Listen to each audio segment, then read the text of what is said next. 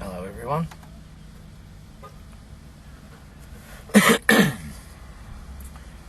Today we're going over to Jen's parents' place. He's got a little issue with his Mitsubishi, and I took it for a 2-minute gallop round the block on Christmas Day, and I said it needed a set of plugs in it. Now, Mike's a good guy. He doesn't call on me because he knows that I'm busy all the time, and so he's got his own guys that he goes to, which are pretty local, and they do him the right thing. I can't say they don't, but what do you think makes a good motor mechanic? We're going to find out what Mike thinks a good motor mechanic's made of. Is it the ability to pull things apart, put them back together again? Really, anyone can do that. You don't need to be a motor mechanic. You just got to have a little bit of nous, a little bit of a little inside information is not bad. Experience is what really makes it. But to me, what makes a good mechanic? I think being able to diagnose things, diagnose them correctly, and sort it out accordingly.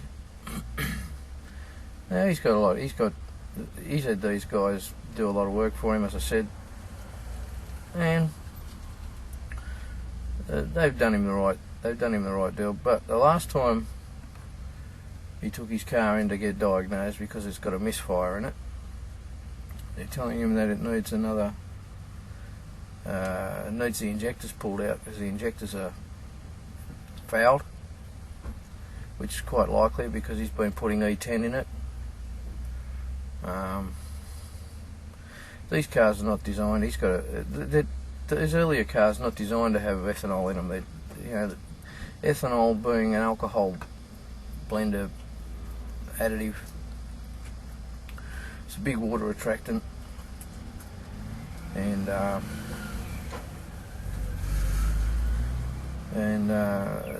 consequently, all these older cars using metal fuel tanks and fuel lines and rails and filters and injectors and all the metal things that go on with it. Even this car, this old Pulsar, my mum's. It was my mum's. She put ethanol in it and it started to eat the fuel tank from the inside out. I pulled the fuel filter off it when I did a service, and it was absolutely full of garbage. So I need to pull the injectors out of that. That's one thing I'm certain of. Mike explained to me what his symptoms were prior to me taking him for a drive, and it's just an oil burner. It's a V6 Mitsubishi, well known for its issues with valve stem seals. It's already had a set of valve stem seals put on it, but what happens when you got dud valve stem seals? The thing's been idling for a while. You give it a rev, and there's a big bellow of smoke behind it. Decelerate down a hill or something like that. When you got lots of engine vacuum, generally the exhaust valves are the ones that cop the hiding on the valve stem seals, and they'll just pull it in like a pump. And of course, when you get it back on the throttle, there's a big cloud of smoke behind you. That's what I tend to think is the problem with Mike's car, and we're going to find out from Mike what he thinks a good mechanic's made out of. I've done a couple of little jobs for him, and he's actually paid me. This one, we're going over for lunch. Jen's actually in the shop there getting a barbecue chicken. We'll take that along with us, and some bread rolls and what have you, and have a nice lunch. We love seeing Jen's mum and dad, and we'll find out off Mikey what he considers to be a good motor mechanic in his eyes. I know they like me. That's a good thing. But this is a freebie for Mike. These people aren't doing it real easy. You know, they're an older couple. Live in a big place. I'll give you a look at the what's happened with their place over the last year or so, couple of years, and yeah. But this is a freebie for Mike. I like Mikey. He's had a bit of a struggle, but anyway, Jen's back with a handful of shopping, and we'll go and have a look. This is the area that Jen and I both grew up in, over here, St Mary's. About 10 years apart actually, but we both lived in the same area, a couple of streets away from each other. And who'd have thunk that finally we'd have met up and got together? It's awesome. Strange things. There's a big development area around here. All these are big blocks. Big blocks. Old properties, yeah. And big blocks of land, and the developers' dreams. Look over here, you'll see they've done development there.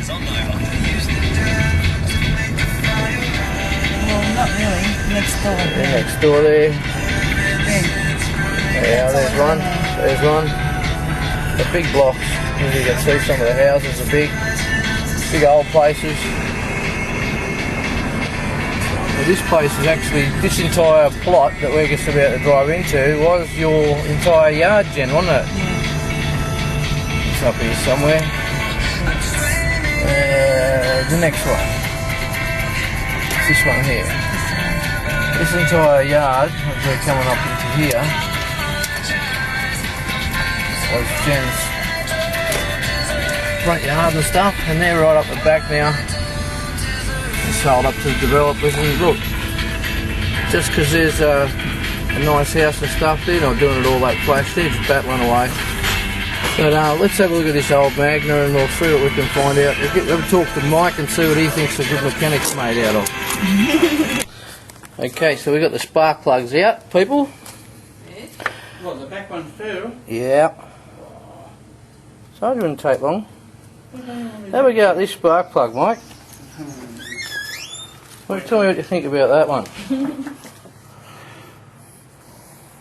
Yeah. Uh-oh. Get it closed. That's all valve stem seal. That's what it does. That's what it is, valve stem seal, Yep. is it? Valve stem seals do that. So that's one. This is out the front. This is out the front bank. That's out the middle. That one's not in bad nick. You can see it's sort of not too bad. Yeah. That one. Bit bad. That's buggered. That's just going to earth straight out. Yeah. The same with the back ones. Where was this one? Is this the front? This side, was it? That was this one here. This one was that side, was it? Yeah. And this was And the this middle is one? Yeah. And this one on the outside Yep. was about. That one there. Butchered? Okay. So this is going to, the back, other back two, they're not too bad. So that's what's going to, So the three mainly? yeah. Yeah. So you might find that you need, and they've all been firing, but they've been shorting out. That's why you get that misfire, and that you know, you can't. That's not going to. Yeah. You know, you see that sort of stuff on a pigeon's beak. Hope you're right. Pigeon's beak.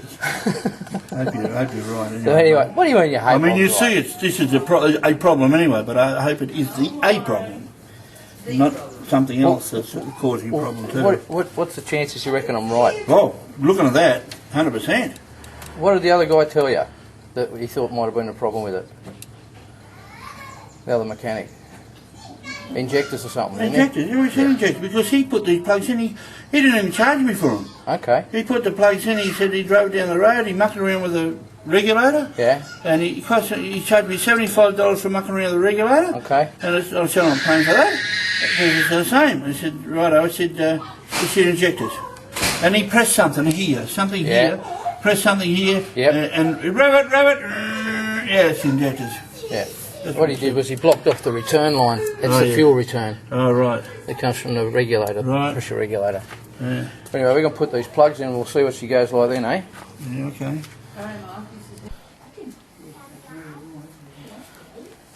We'll find out what happens now. I'll get Mike to take it for a drive. He's doing a door rubber on the driver's door that's come off it.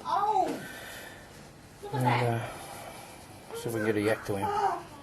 Time for the test. Let's see if we fixed it, Mike. What do you reckon makes a good mechanic? No, not me. But what do you think? What do you reckon makes a good mechanic? I mean, there's lots of blokes that can fix cars, pull them apart and put them together.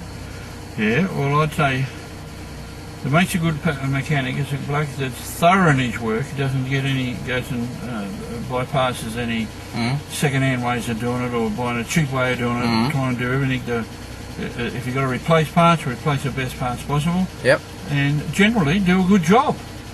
Generally you follow your job and make sure everything is done right, because how many times I've had to take the car back on these mechanics over here, didn't even put the seal on the top, like the tapper seal? Yeah, rocket I've had to take them back because all is coming out. Oh, it was creased. It's a rubber seal it was, and it was creased. And all I done was undo the nuts and straighten them out. Now, you know, an experienced person and a good mechanic should do that in the first place. And I just reckon a guy that's good at his job and wants to do a good job and is proud of his work, that's what makes a good mechanic. He makes a good tradesman anywhere. That's that bloke's wife there. He went over the Philippines together. All right. Not bad, eh? What about diagnosis? Someone that can diagnose a car, a problem. Well, that's pretty hard, isn't it? Because lots of people can't do that, can they? No. They take a guess at things. They take a guess. The bloke I got over here, John over, he guesses all the time. But it's not his fault. He's busy. Yeah. He's busy as hell. He's always saying, "Oh, that's this and this and that." But once he concentrates on a car himself with no interruptions, he's marvellous. He does a good job. But in a lot of places, they got a machine to do your diagnostics problem, you know. And if you can afford that to get that done, that's the best way of doing it. Otherwise, you're just getting flukes. Unless the mechanic hits it right on the spot, you know. It's so hard nowadays with all these new modern engines. They're, you know, as you said, you've got to go to TAFE all the time and keep correcting your lessons all the time and keeping up with them because they're changing all the time. But no, I can't answer that one really, except that you know, if you've got a machine, the machine does it. You know, like I took this car first. We had trouble with it. The acceleration was going all over the place. I took it over the bloke over mobile because I didn't know these people over at Courage on Avenue then. Yeah. And he said it's fuel injectors. Yeah. So he put on the fuel injectors and cleaned the whole lot out with the motor running. You know. Yep. And he come back and he said, "I'm sorry, mate, but that's not the problem." And he said, I'll have to put on a diagnostic check. And I said, "That's not. I've got to pay for that." He said, "Yeah." So I put on a diagnostic check and I found out it was a computer. It was a computer not burnt out. A section of the computer was burnt out. And luckily he got a rebuilt one for me, you know, because otherwise I couldn't afford a new one. It cost me $1,800. And that fixed that up, you know. But that was done under a diagnostic check. You couldn't have guessed. There's some things you can't just come up with. Yeah. All right, let's see what happens. Well, you drove this morning and it was kangarooing and carrying on, wasn't it?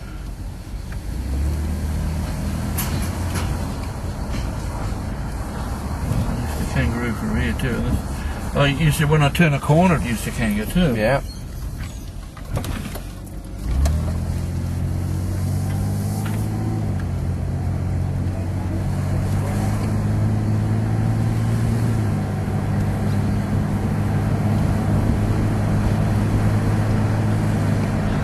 Feels good to me.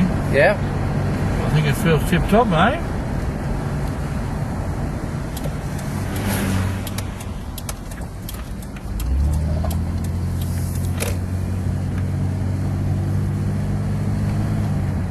Just go down around here. Down the hill is always no problem, you know. Yeah. Craigie, I think he's going to be happy with this. I don't know how the bugger is ready to drive with it, to tell you the truth. Terrible. Changed gears beautifully then. Yeah. Early change, but it doesn't change before because it was not getting up the speed. Yep. Oh, this is smooth.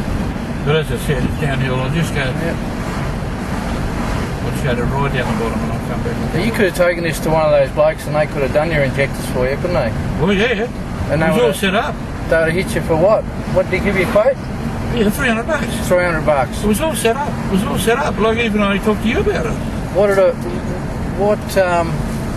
what it cost you for a set of 6 spark plugs? $25. $25. Yes. And they're the dearer ones too, aren't they? Because well, they're good. They're good plugs, yeah. Yeah. No, I mean they're the dearer ones because of the hotter ones. Well, they're not actually that much dearer. Oh, aren't they? No, not really. But you'd have been a bit disappointed if you'd have taken it in and got those injectors, paid you $300 and it had gone away feeling the same way, wouldn't you? Bloody oath. I kept telling the bloke, look, this guy over at Carrigon Avenue, active spares they are. Yeah. The boss bloke there is named Bill. Right. Big fat bloke. He don't do any mechanical work at all. Right. He's just a manager. Well, he owns the place. And he said to me, that's what I done before I took over this place. I used to do fuel injectors. Okay. And he said, I can tell you, Mike, that's the fuel injectors. And they took it for a drive, come back, yep, fuel injectors. And I said, Damien, the head mechanic, he put his finger on that hose. Yes, fuel injectors. Well, how much that going to cost me? So, well, we don't do them here. I've got to take them out and send them away. So you're looking at about $250, $300. Yeah. So, bloody hell. I said, I don't think it is a fuel injectors. And I kept saying, because when I get up to 80 kilometres an hour, there's no problem with the bloody things. Yeah. But the fuel injectors can do that. He said, what happens, the fuel evens out at that speed and you're not pushing so much fuel through. Yeah. Righto. So maybe you're right, maybe you're not. When do you want to book it in? I don't want to book it in, I'm not convinced yet. I want to ask a few more people, namely you. And a few other people about it, right, before I spend that type of money on them, you know? And,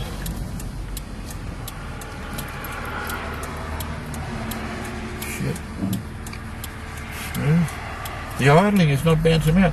Look, oh, you went up a bit there, but she's on 7. That's where it should be. But where it's been, it's on the 5. Yep. And the 5, or 4.5, or 4, is cut out. Yep. But 5 is a bumpy bump. Yep. Beautiful. Oh, you hit the nail on the head, mate. You hit the nail on the head. Nailed it. Nailed it, mate. So it just means... It's a half decent car again to drive, isn't it? Yeah, I love this car. I said to Mum, I said, what about we swap the car, give the wagon to Paul and have this one again, I'll fix it all up. And she said, no, the head gasket is about to go on that and we're driving it carefully. I said, well, it's going to eventually go. We're going to have to get it done if we want to keep the car. Oh, this is beautiful. Look, I'll be chugging along here. Yep. Chugging. I'll just hit it on the guts a bit. Beautiful. Look at that pickup. Woo! Oh. Trouble is, I hope you don't bloody thrash it now. Beautiful. Absolutely beautiful. So I'm guessing you're happy with that then, mate? Oh, so much happy. They're beautiful.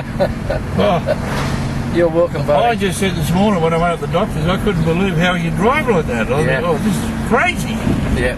But because it wasn't I told you it was cold. Yep. And it spluttered like mad. That's because the sparks are not warmed up or anything, you know? That's right. They short out. They short out. And the reason it was making that noise, or giving you that so much worse when you're trying to go up a hill, is that you're trying to ask the spark to work, but it's shorting out through all that gunk that's on there. And maybe the plugs are no good I put in too. Well, the Bosch, you know. No, look, Bosch don't normally make a bad spark plug. But you know, those ones we put in there, they're the ones that I choose. Right. And they're going to last you a fair bit longer because they're that little higher heat range. So beautiful, mate. Beautiful. I'll just get that oil fixed up and I'll keep this for another 12 months. There you go. Thanks to you. Well, that's not a problem, bud. That's what it's all about. Now we can go and have some lunch.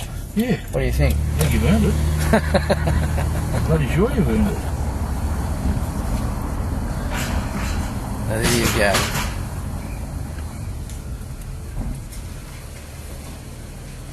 Give it a bit of a wash after you go and you wonder what happened. All fixed. Beautiful, mate. Beautiful. Thank you very, very much. You're welcome. Merry Christmas. Happy New Year. And There you go. Our New Year a lot better. There you go. Much better.